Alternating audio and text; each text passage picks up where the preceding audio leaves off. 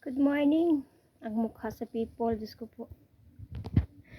At to this video, magluluto ako ng ano. Dito pala ako magluto sa kahoy, sa labas ng bahay. Magluluto ako ng galunggong. Ayan. Ayan na yung ano ko, mantika. At alam nyo kaya ng umaga guys, nagpalaban ako niyan, yung blue na color na yan, blue na color na yan, gas stove. Nagpalaban ako guys kasi may pasok ngayon mga anak ko. Hindi kaya ng isang gasol, isang lutuan, kaya naggasto din ako. Mas maganda naman siya gamitin kasi hindi siya mausok, kaya lang kailangan talagang dalawa. Mahirap, may kape, may luto pa ako ng gatas, luto pa ako ng kanin, luto pa ako ng gulay. Ay nako, napakahirap talaga guys. Nakabili kahapon ng gasol. Sabi ng bakit di ko na gamitin? Kung saka na lang natin gagamitin yan.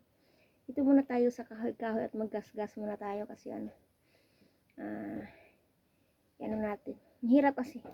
Sa buwat kalahati mo siyang gagamitin. Hindi ko talaga may baka maubos agad yun. Mag-enjoy muna tayo dito sa pinubring lutuan. Luto ko ng galunggong. Lagay na natin tong galunggong natin. Namimiss ko eh.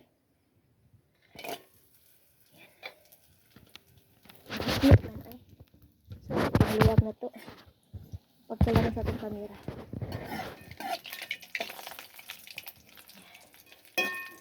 Tayo ng galunggong. Ayan po. Napakausok. Tiis-tiis lang. Mula pa ako nagluluto. Natapos ako nagluto. 7 natapos ako nagluto. Pagka-aalis sa mga anak ko, ngayon naman nagsimula na naman ako at mamaya maggulay din ako para mamayang hapon. Kasi yung gulay ko kahapon ubos na. Kaya yun. Wala naman akong trabaho, dulong ko sa bahay, kaya yun ginagawa ko. Kasi mayang hapon, hindi ako makaano dami na mga trabaho. Mag-alis pa ako ng buto ng sampalok. Ay nako. Kala lang ninyo, no? Kala nyo lang, no? Walang trabaho sa bahay. Daming trabaho kaya sa bahay. Ay, Diyos ko. Hiningal ang people. Hindi pa ako nakaligo. Saka lang maligo pagkatapos ng trabaho ko lahat.